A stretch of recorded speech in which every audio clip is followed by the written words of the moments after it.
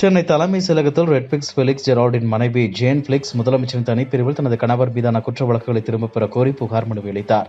பின்னர் செய்தியாளர்களுக்கு பேட்டியளித்த ஃபெலிக்ஸ் ஜெரால்டின் மனைவி ஜேன் கூறியதாவது, தலைமைச் செயலகத்தில் உள்ள முதலமைச்சரின் தனிப்பிரிவில் புகார் மனு அளிக்க வந்திருந்தேன். அங்கிருந்த அதிகாரி இதனை நிச்சயமாக முதலமைச்சரின் பார்வைக்கு கொண்டு செல்வதாக தெரிவித்தார். நான் ஒரு தமிழ் குடிமகள், மீடியாவின் துணை மட்டும்தான் எனக்கு இருக்கிறது, வேற எதுவும் கிடையாது. ஒரு சராசரி மனைவி ஒரு கணவரை மீட்டு வர எப்படி ஆசைப்படுவார்களோ அதே போலதான் நானும். இது சம்பந்தமாக நேற்று ஒரு வீடியோவையும் வெளியிட்டிருந்தேன். ஏப்ரல் 2024 வெளியிட்ட அந்த வீடியோவை நாங்கள் தற்போது வேறு யாரும் பார்க்காத வண்ணம் வைத்துள்ளோம் என கூறினார். முன்னாள் அமைச்சர் RB உதயகுமார் கூறியதாவது, எங்கே தமிழகம் தன்னிறைவு பெற்றிருக்கிறது? கொலை, கொள்ளை, கற்பழிப்பு நாட்களே இல்லை. போக்சோ வழக்குகள் அதிகமாக தமிழகத்தில் இன்றைக்கு நடக்கிறது. இன்றைக்கு மாது சூது நிறைந்த நாடாக மாறியுள்ளது. இன்றைக்கு போதைகள் தமிழ்நாடு இளைய சமுதாயம் சீரழிந்து வருவதை பார்த்து நம்முடைய கண்களிலே கண்ணீர் வருவது மட்டுமல்ல, இதயத்தில் ரத்தம் வருகிறது. சீரழிந்திருக்கிற இளைய சமுதாயத்தின் எதிர்காலம் என்ன ஆகும்? போதையிலே என்ன செய்கிறோம் என்று உள்ள இளைஞர்களை மீட்டெடுக்க உங்களால் உணர முடிகிறதா? எதையுமே நீங்கள் உள்வாங்காமல், உணராமல், தெரிந்து கொள்ளாமல், அறிந்து கொள்ளாமல், புரிந்து கொள்ள முயற்சி கூட எடுக்காமல் இன்றைக்கு தமிழகம் தன்னிறைவு பெற்றிருக்கிறது, முதன்மை மாநிலம் திகழ்கிறது என்று பெருமிதம் கொள்கிற செய்தி குறிப்பு வெளியிட்டிருக்கிறீர்களே, உங்களுக்கு உண்மையிலேயே மக்களோட தொடர்பு இருக்கிறதா? மக்களோடு நீங்கள் தொடர்பில் இருக்கிறீர்களா? அல்லது நீங்கள் மக்களுக்கு தொடர்பு எல்லைக்கு அப்பால் இருக்கிறீர்களா? நீட் தேர்வு ரகசியம் கேட்டதுக்காக மானம் இருக்கிறதா, ரோஷம் இருக்கிறதா, வெட்கம் இருக்கிறதா என்று எங்களை கேட்ட உதயநிதி ஸ்டாலின் அவர்களே, இன்றைக்கு இத்தனை நிலவரங்கள் கலவரமாக இருக்கிற போது தமிழகம் முதன்மையை மாநிலமாக திகழ்கிறது என்று செய்தி குறிப்பு வெளியிடுகிற உங்களுக்கு மானம் இருக்கிறதா, ரோஷம் இருக்கிறதா, வெட்கம் இருக்கிறதா, யோகியதை இருக்கிறதா என்று தமிழ்நாட்டு மக்கள் உங்களை கையை நீட்டி கோபத்தோடு கேட்கிறார்கள். உங்கள் காதுகளுக்கு எதுவும் எட்டவில்லை என்று சொன்னால் காலம் கழியும். அப்போது எடப்பாடியார் தலைமையில் அம்மாவின் ஆட்சி மலரும். இந்த பிரச்சனைக்கு எல்லாம் தீர்வு காண்பார் என கூறினார்.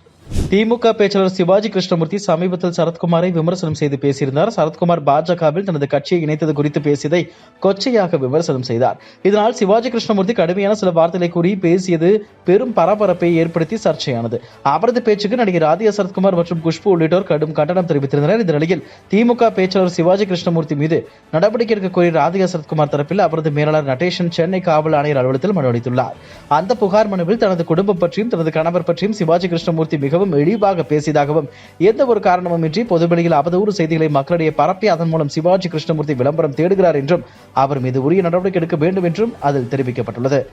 அதிமுக பொதுச் செயலர் எடப்பாடி பழனிசாமி வெளியிட்டுள்ள அறிக்கையில், கடந்த முறை டெல்லியில் நடைபெற்ற காவிரி மேலாண்மை ஆணைய கூட்டத்தில் தமிழக பிரதிநிதிகளுக்கு தெரியாமலேயே மேகதாது அணை கட்டுமான பிரச்சனையை மத்திய நீர்வளத்துறை கவனத்திற்கு கொண்டு செல்ல முடிவு செய்யப்பட்ட அவலமும் அரங்கேறியது.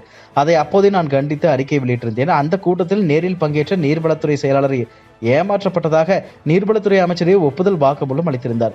நேரில் பங்கேற்கும் போது இந்த நிலை என்றால் ஆன்லைன் மூலம் பங்கேற்கும் போது தமிழகத்தின் உரிமை குரல் முழுமையாக ஒழிக்குமா என்று டெல்டா விவசாயிகள் கேள்வி எழுப்புகின்றனர். இந்த நிலையில் மேகதாது அணை மற்றும் காவிரி நீர் விவகாரங்களில் கவனமுடன் செயல்பட வேண்டிய இந்த ஏமாற்று மாடல் அரசு இனி காவிரி மேலாண்மை ஆணைய கூட்டங்களில் ஆன்லைன் வாயிலாக அதிகாரிகள் பங்கேற்பார்கள் என்று எடுத்த முடிவு தவறானது.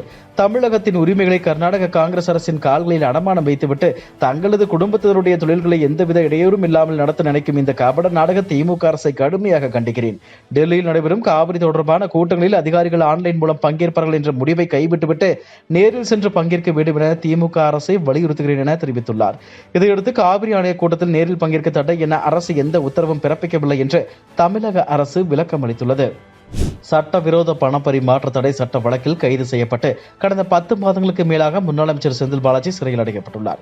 தனக்கு ஜாமீன் வழங்க கோரி செந்தில் பாலாஜி தரப்பில் உச்சநீதிமன்றத்தில் மனு தாக்கல் செய்யப்பட்டது. இந்த மனு விசாரணைக்கு வந்தது. அமலாக்கத்துறை தரப்பில் மத்திய அரசின் சொலிசிட்டர் ஜெனரல் ஆஜராக உள்ளதாகவும், ஆனால் தற்போது அவர் வேறு ஒரு வழக்கில் வாதிட்டு வருவதால் வழக்கை ஒத்திவைக்க வேண்டும் என கோரிக்கை வைக்கப்பட்டது. அமலாக்கத்துறையின் இந்த கோரிக்கைக்கு செந்தில் பாலாஜி தரப்பு எதிர்ப்பு தெரிவித்தது. குறைந்தபட்சம் நாளைய தினம் விசாரிக்க வேண்டும் என முறையிடப்பட்டது. ஆனால் அதனை ஏற்க மறுத்த நீதிபதி அமலாக்கத்துறை தரப்பு வாதங்களை கேட்காமல் வழக்கை விசாரிக்க முடியாது என கூறி ஜூலை 10ஆம் தேதிக்கு செந்தில் பாலாஜி வழக்கு விசாரணையை ஒத்திவைத்தார். மதுபான கொள்கை முறைகேடு வழக்கில் டெல்லி முதலமைச்சர் கெஜ்ரிவாலை அமலாக்கத்துறை கைது செய்தது.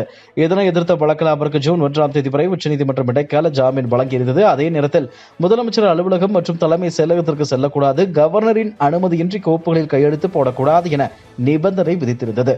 இந்நிலையில் அமலாக்கத்துறை கைது செய்ததை எதிர்த்து கெஜ்ரிவால் தொடர்ந்த வழக்கு உச்சநீதிமன்றத்தில் நீதிபதிகள் சஞ்சீவ் கண்ணா மற்றும் தீபாங்கர் தத்தா அமர்வு முன்பு மீண்டும் விசாரணைக்கு வந்தது. அப்போது அமலாக்கத்துறை சார்பில் ஆஜரான கூடுதல் சொலிசிட்டர் ஜெனரல் எஸ்.வி. ராஜு கூறுகையில், கெஜ்ரிவால் மற்றும் ஆம் ஆத்மிக்கு எதிராக குற்றப்பத்திரிகை தாக்கல் செய்ய நடவடிக்கை எடுக்கப்படுகிறது. விரைவில் அதனை செய்வோம்.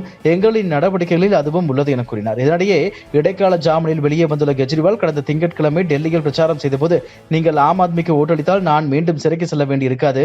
ஜூன் 2ஆம் தேதி நான் மீண்டும் சிறை செல்வேன். அங்கிருந்து தேர்தல் முடிவை பார்ப்பேன். தேர்தலில் இந்தியா கூட்டணி வெற்றி பெற்றால் 5ஆம் தேதி நான் வெளியே வருவேன் என பேசியிருந்தார். சிறப்பு நீதிமன்றத்தில் வழக்கு விசாரணையில் இருக்கும்போது பண மோசடி தடுப்பு சட்டத்தின் கீழ் குற்றம் சாட்டப்பட்ட நபரை அமலாக்கத்துறை கைது செய்ய முடியாது. குற்றப்பத்திரிகை தாக்கல் செய்த பிறகு சிறப்பு நீதிமன்ற அனுமதியின்றி யாரையும் கைது செய்யக்கூடாது. நீதிமன்றம் அனுப்பிய சம்மனின்படி குற்றம் சாட்டப்பட்டவர் ஆஜரானால் அவர் கஸ்டடியில் உள்ளதாக கருதக்கூடாது. அவரை கஸ்டடியில் எடுக்க நீதிமன்றத்தில் அமலாக்கத்துறை அனுமதி பெற வேண்டும். அதற்காக அமலாக்கத்துறை கூறும் காரணங்கள் திருப்தி அளித்தால் மட்டுமே நீதிமன்றம் அனுமதி வழங்க வேண்டும். நீதிமன்றம் அனுப்பிய சம்மனின் கீழ் ஆஜரானவர்கள் ஜாமீனுக்கு விண்ணப்பிக்க வேண்டிய அவசியம் இல்லை என்று அந்த உத்தரவில் கூறப்பட்டுள்ளது. இதுபோன்ற செய்திகளை மேலும் தெரிந்து கொள்ள எங்களது யூடியூப், ஃபேஸ்புக் மற்றும் ட்விட்டர் ஆப்களை சப்ஸ்கிரைப் செய்யவும்.